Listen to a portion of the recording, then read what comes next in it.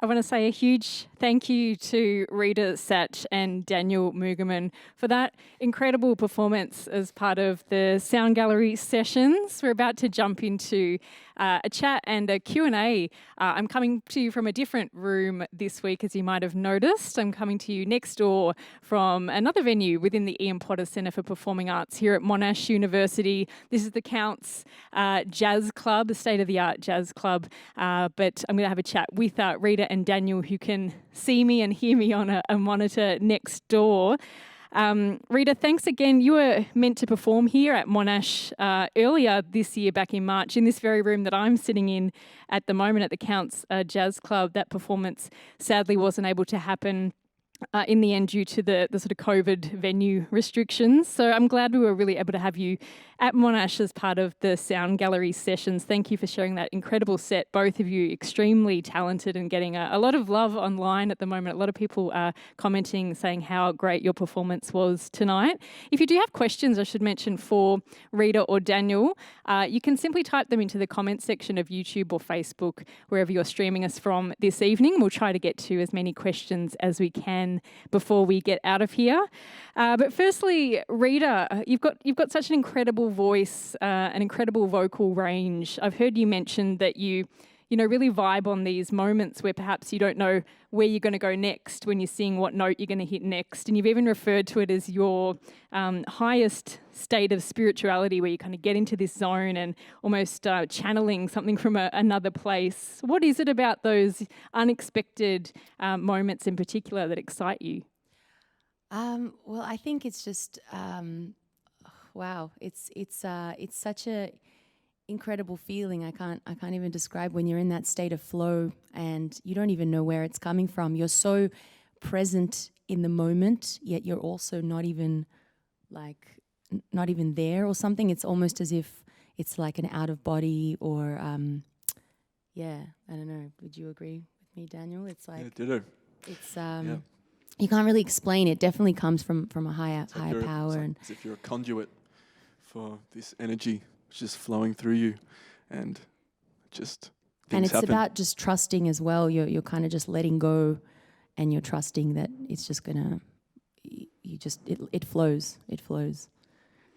I guess, sort of speaking of, unexpected moments, you've also spoken about thriving on unplanned moments at gigs when the whole band is, listening and the music's cooking and things start to sort of transcend the music, I guess. And we were talking to Zanny Kolak and Anita Quayle last week about live instrument or improvisation, where those unexpected moments, Zanny and Anita seem to really thrive on that energy of not knowing where they're going to go as well. Rita, was that sort of love of spontaneity what drew you to jazz initially?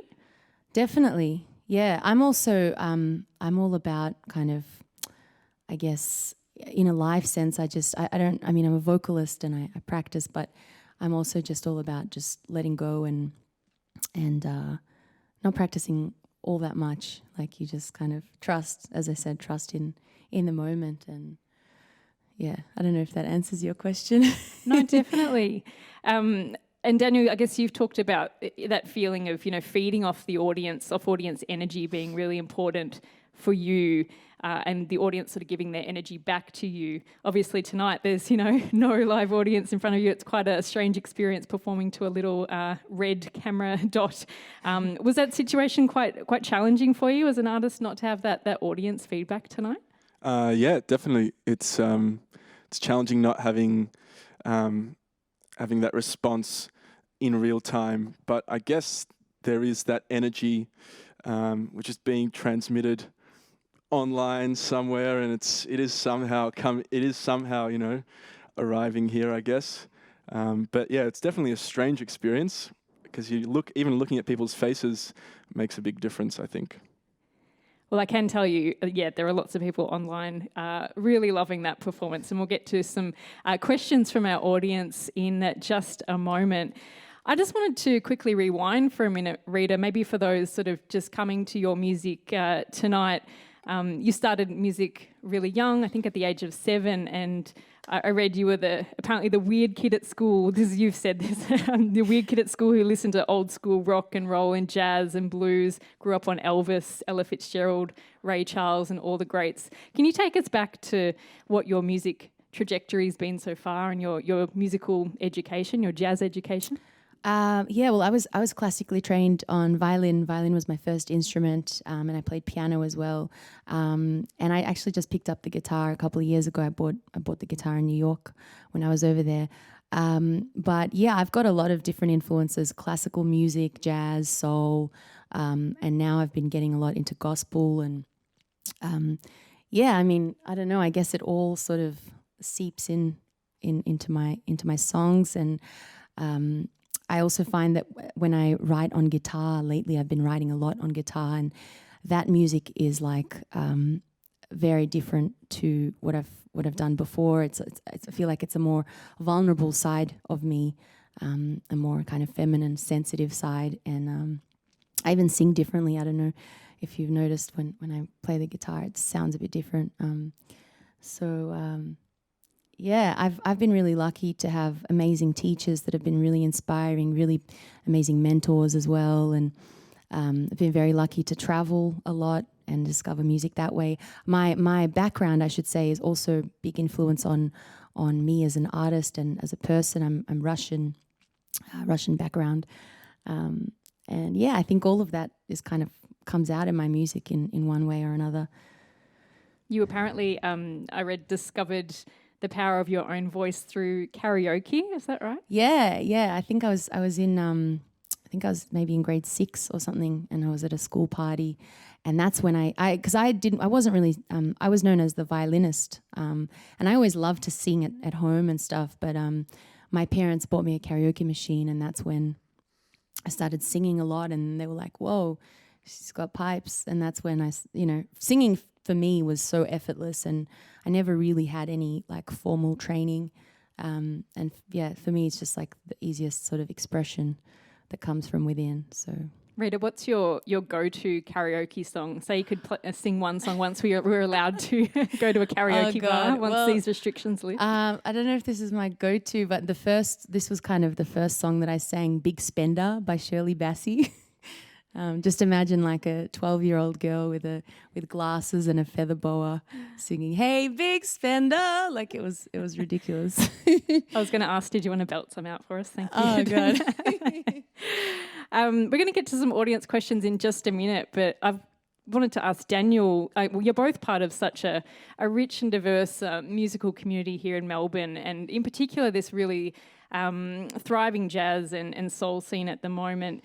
There was a great compilation released a bit earlier this year called 7 Wonders, which explored movements in Australian jazz and soul that Rita, you were involved with as well. Obviously, it's really a challenging time at the moment for a lot of artists, but I'll throw this one at you, Daniel. What would you say makes a strong musical community?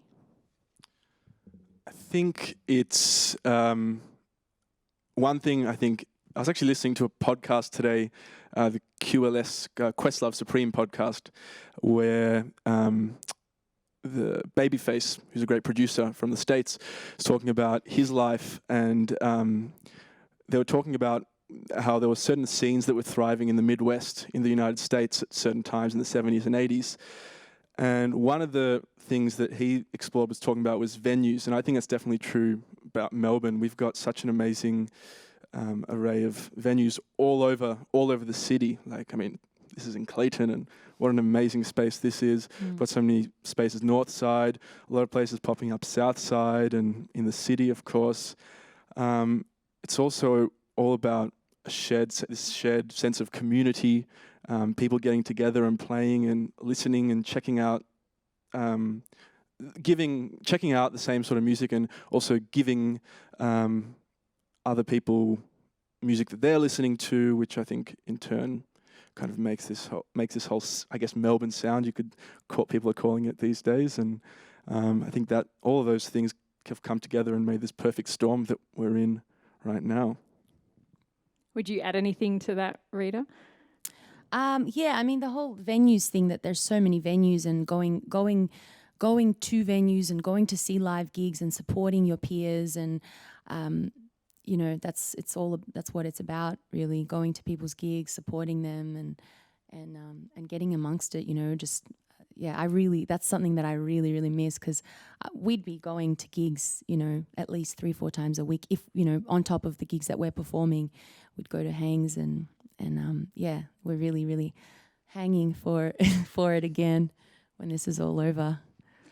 Absolutely. I think, sending much love to everyone out there in the music industry that's doing it tough at the moment. Of course, venues closed, and if there's any way you can support artists through at this time of buying their music, buying merch as well. If you're in a position to do that, it is all really helpful.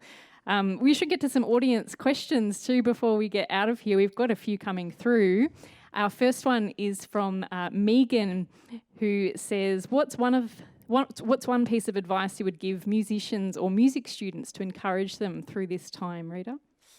Well, I mean, practice. You know, it's all about consistency, especially when you're younger. I wish that I practiced more, because you really have to be a master of your instrument, and there are no shortcuts. You really just have to do the work. Ask for help, ask for, talk to people, connect with people, and I think that's all I have to say about that. Practice a lot. You have to practice. You got to do it. Practice makes perfect. I've got a question from Tom, who asks, how did you guys manage to rehearse tonight?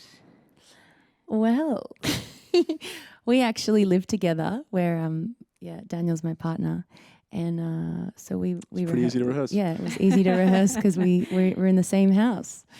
There you go. Rehearsing all the time. Yeah. We've got a question from Caitlin, who says, "Hi Rita, your recent Nancy Wilson tribute show was really amazing. What was it about her music that resonates with you?" Oh, wow.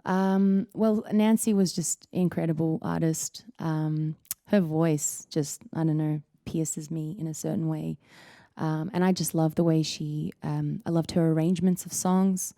I think when she passed, I had this idea of, wow, we should really tribute her, as well as because a lot of people aren't really familiar with her, even though she was, you know, widely acclaimed artist in her own right. She didn't have that same recognition as Ella Fitzgerald or Nina Simone. So I just wanted to, pay my respects to her and honor her and actually also, spread the word out about her. I think she described herself not as a jazz singer, but a song stylist. Would you definitely say the same about yourself? I don't know if I'm a song stylist, but I definitely learned a lot from learning her repertoire, because she's a real storyteller, and the way that she would just tell a story through song, definitely made me kind of think about how I sing my songs and what I want to say and how I say it. So. We've got another question coming through from Eliza, this is for Daniel, who says, do you have any tips on how to memorize piano without using sheet music? I guess it's just, for me, it's just like listening to a lot of music, and as adding to one of the previous questions about what to do during this time as well, I'd say like listen to everything. That's a good point. Just listen to everything. Listening is as important as practicing, because when you're listening, it's like you're learning as well. So, and I guess to add to that, like when you're learning a tune, for example, if it's like a jazz standard, for example, don't learn it from a sheet of music. Learn it from the recording. That's, I think, a really big piece of advice for me. Often the sheet music that you see as well as printed is often just a guide anyway. So I think it's good to use your ears. Excellent. We have one very last question from Gabby, who says they love the track Bebe. Was it Bebe or Bebe? I think Bebe? It's Bebe, yeah. Bebe? Yeah. Was that inspiration from the Monash Sessions record by any chance? We actually listened to, that was actually one of the references. When I was in first year at Monash, just before I entered first year in February, so we started in March, Hermeto Pascual came down, and I didn't really kind of know, I knew he was someone who was a legend, but not to the extent that I know now. And I remember hearing that track. That was the first track that was played, and ever since then I was in love with that track. Terrific. Well, thank you so much, everyone who sent in their questions. Great questions tonight. Thanks for getting involved. And I want to say another huge thank you to the wonderful Rita Satch and Daniel Mougerman for playing for us this evening. It's been a pleasure to have you in the Sound Gallery next door to where I am in the Ian Potter Centre for Performing Arts. I'm in the Counts Jazz Club next door.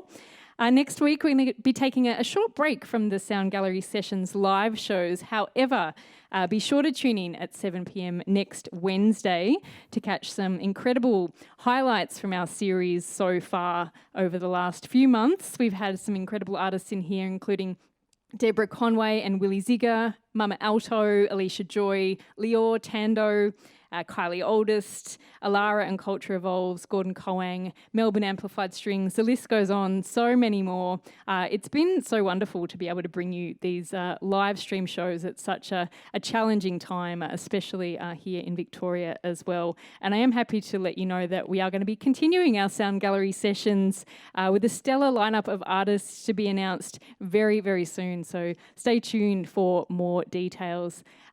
Thanks again for our artists this evening. My name's Lauren Taylor. I'm one of the producers at MLIVE. Thank you and have a fantastic night. We would like to thank you and everyone involved in this experience. For more on the Sound Gallery sessions, visit monash.edu/MLIVE.